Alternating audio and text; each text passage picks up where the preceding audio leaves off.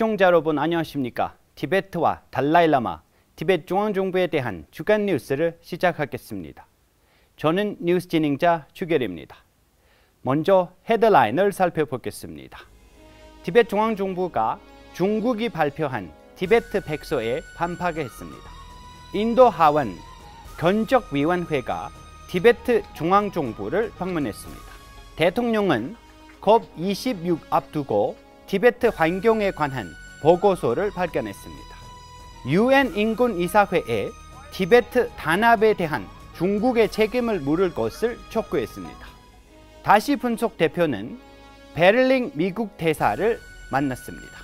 워싱턴 티베트 사무소가 중국 지배하에 티베트인의 투쟁을 하이라이트했습니다. 일본 티베트 사무소 대표가 일본 대선 후보 다카이치 사나에와 만남을 가졌습니다. UN 회원국이 제48차 UN 인권이사회의 회의에서 중국의 티베트 인권을 존경할 것을 촉구했습니다.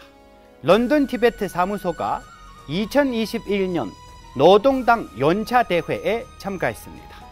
대만에서 티베트 대량학살 전시회를 개최했습니다.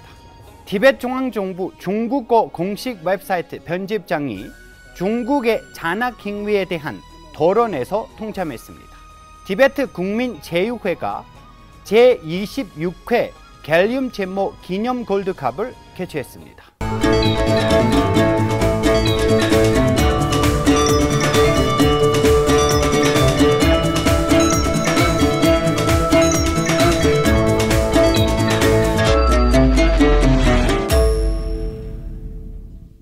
지난 목요일 티베트 중앙정부는 중국 당국이 올해 5월에 발표한 티베트의 백서에 대한 답변을 발표했습니다. 기자회견에서 대통령 벤파체링은 중국의 불법적인 티베트 점령에 반대하며 중국이 주장하는 이른바 티베트의 평화적 해방은 진실을 은폐하기 위한 위장 일변이며 중국 인민과 세계사회에 중국 공산당의 이념을 심기 위해 잘못된 정보를 제공할 뿐이라고 말했습니다.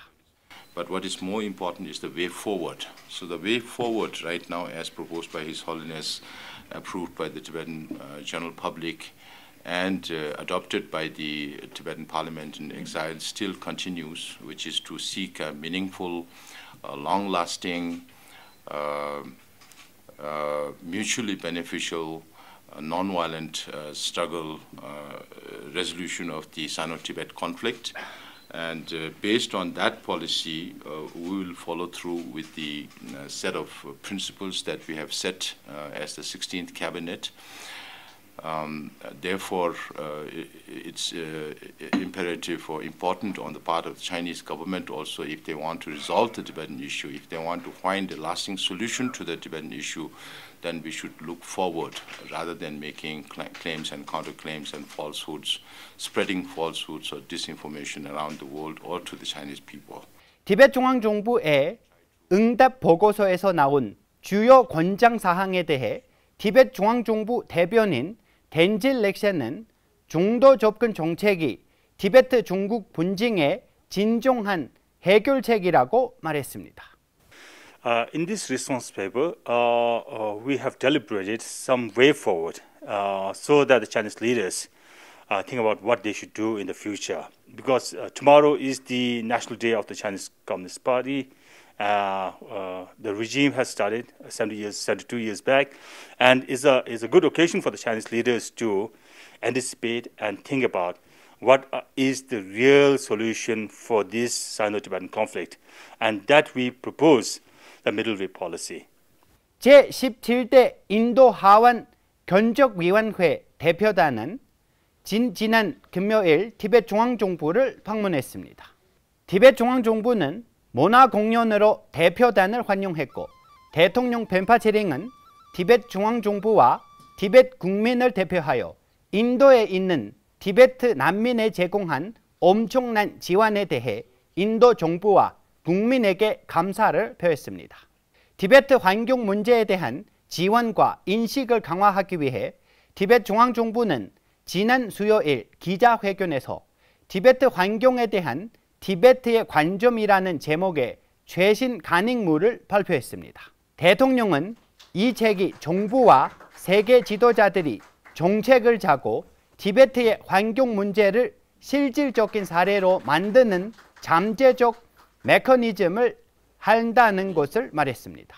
그는 이 책이 스코틀랜드에서 열릴 예정인 COP20 UN 기후변화 회의에서 참석하는 사람들에게 기여하는 요소가 될 것이라고 언급했습니다. 이 책은 2010년부터 2020년까지 티베트 중앙정부 환경개발국의 티베트 환경연구자들이 작성한 보고서, 논문 및 기사를 편집한 것입니다.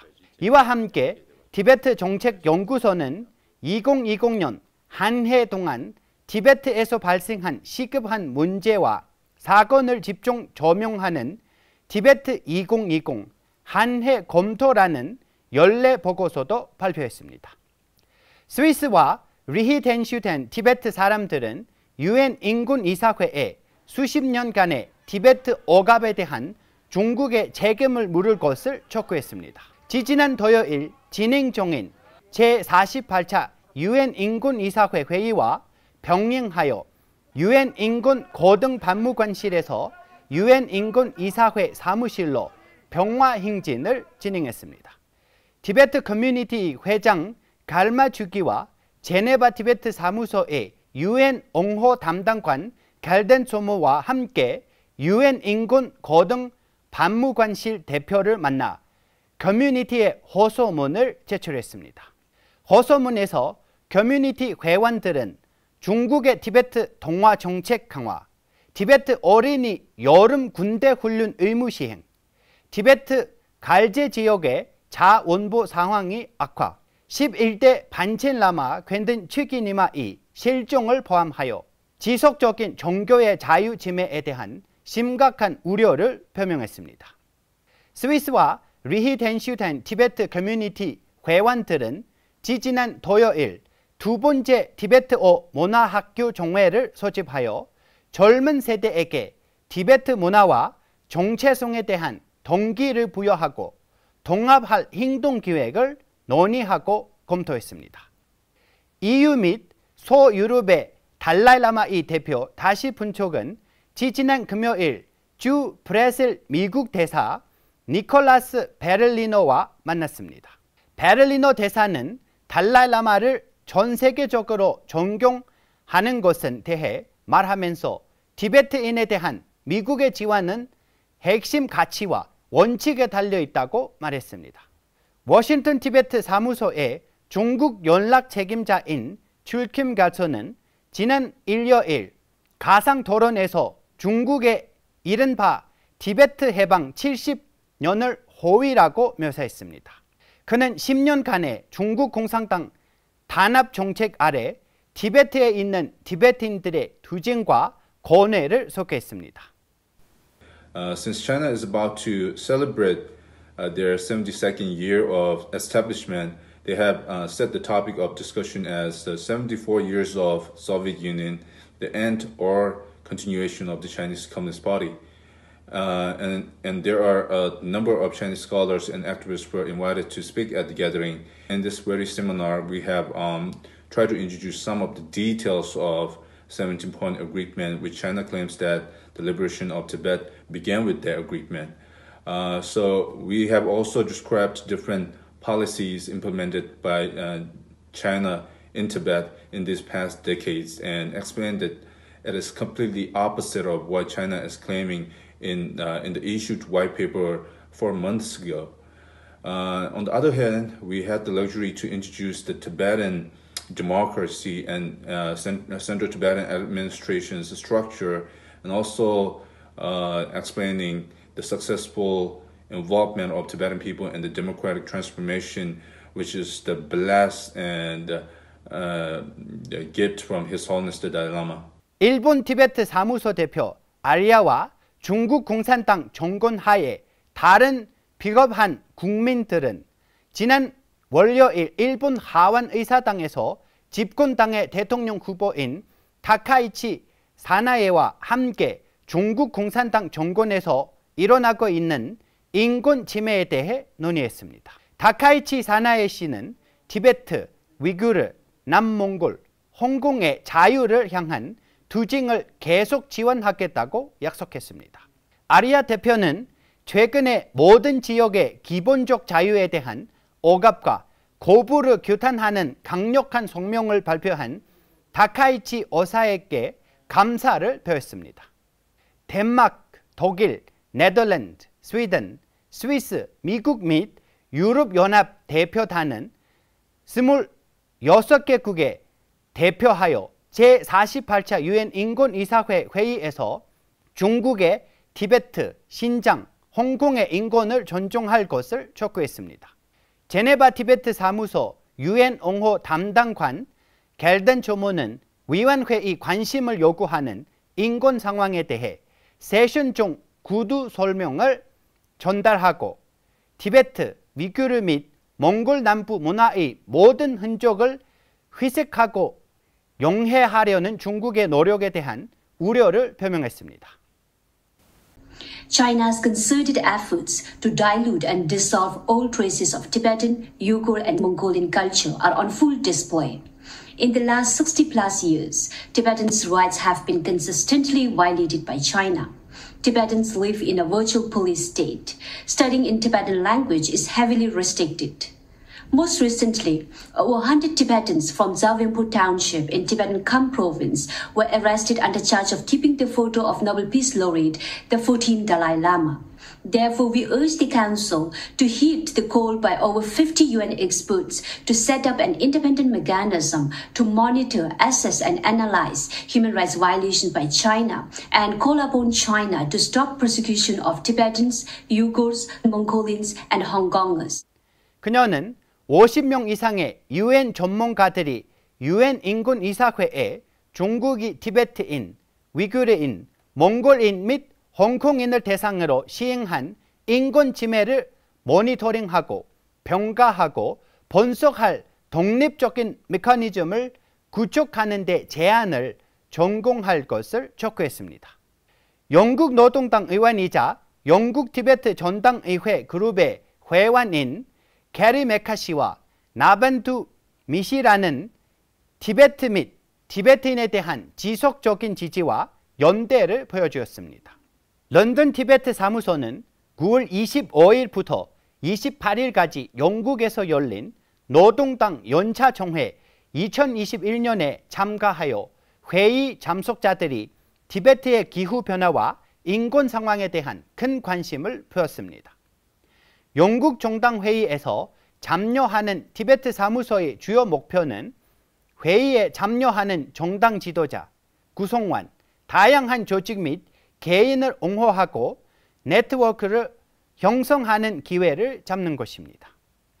자유 티베트를 위한 대만 학생과 티베트 대만 인권 네트워크는 지난주 일요일 타이베이 정신부에서 전시회를 개최하여 중국 공산당이 자행한 10년간의 티베트 문화 학살과 인권 수린에 조명했습니다.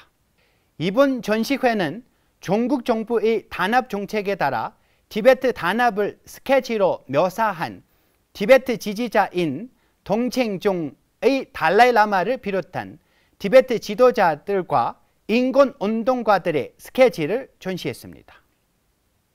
중화인민공화국 건국 72주년을 하루 앞두고 티베트인, 몽골인, 중국인, 홍콩인, 대만인이 베를린에서 모여 중국 공산당의 단합 정책을 비판했습니다.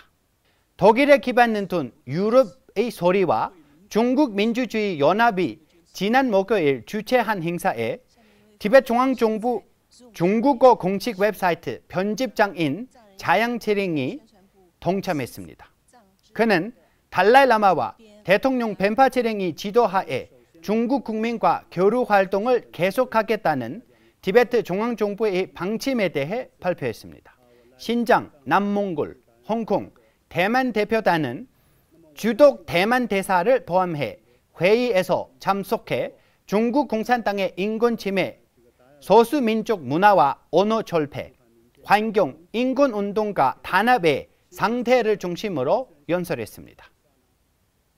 티벳 국민 체육협회는 지난 금요일부터 북인도 데라둔 칼리만탄 티베트 종착촌에서 제26회 갤륨 진모 기념 골드컵을 개최했습니다.